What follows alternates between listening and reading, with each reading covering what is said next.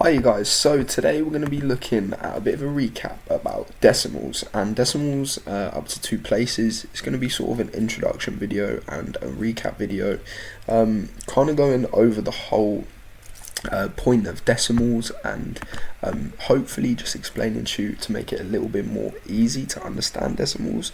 That is the goal. But to start off, this is a place value chart. Okay, so here we can see we have ones, tenths and 100. So if we were to write a decimal in this, it would look something like this, like a 1 in the ones, for example. This could be any number. Put a 5 in the tenths and just put another 1 in the hundredths. Okay, that's how a decimal would look in the chart. But straight away you probably notice something a little bit different. Okay, we see that there's actually tenths and hundredths, so the endings are a little bit different. Instead of tens and hundreds, we have tenths and hundredths. So if we actually move this, I'll show you exactly what I mean. So we have tens and 100 that side, but tenths and hundreds on the other side. Sorry, I moved the wrong one out of the way. So we have our tenths and hundreds one side, and our tens and hundreds on the other side. So now we know that, okay, if we go, so our decimal point is here, and anything this way, okay, is adding.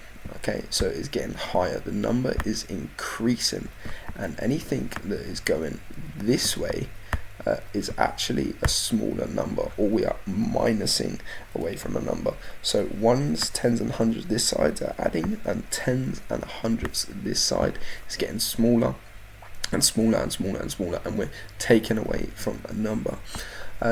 So we're going to move on to explain a little bit more about tenths individually and hundredths individually. But first of all, I just want to show you. So if we write out tenths, this is how we spell it, like this. Tenths. My handwriting is not great on a laptop, you must excuse me. But tenths like this. So this is a tenth. This is 1/10. A tenth looks like that. 0.1. I know the dot is really small there. And then we have hundredths. This one's going to be even better, even better handwriting from me. Hundredths. See, still can't spell my age. But hundredths this side as well. So a hundredth would look like this, 0.01. I know you can't see that zero very well that time, but you get the point. So there's two spaces this side, just like there would be this side. From our ones we would have our tenths and hundredths, but this side we just have our tenths and hundredths. Okay, so hopefully that makes sense. Left side is adding, right side is minusing and getting smaller, while the left side is getting bigger. Okay, now we have that in mind, let's look at tenths in a little bit more detail. So we have our place value chart there as well. You probably see a lot of those while you're working with decimals starting off. So a tenth, okay, is 0.1 as I just explained, but a tenth, we can use fractions because fractions always make things a little bit easier. We can use a tenth as 1/10, okay, so 10 of these 0.1s make our one whole. Okay, so we need 10 to make one whole. We need, this is 1/10, okay, and we need 10 tenths to make one whole. So 10 tenths would give us our one whole, and then this would become extinct. But 10 tenths make our one whole, just like fractions. 1/10, we would need 10 tenths for our one whole. We could have 0.5 for example, so 0.5 would also be a tenth in our place value chart, and that would be similar to 5 tenths. Okay, 5 tenths, so we would have 5 tenths, and in order to get one whole we would need 10 tenths, the exact same thing. But these fractions and decimals can be written in the same way. Some you might find it easier to convert them back and forth, etc.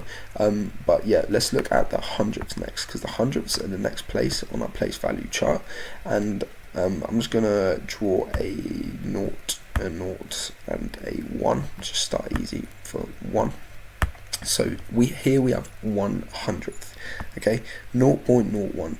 And this can also be 1/100th written like as a fraction, meaning we would need 100 of them to make one whole.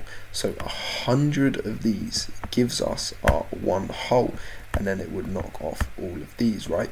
So hundredths. I know that's a bit of a tongue twister. A hundredths.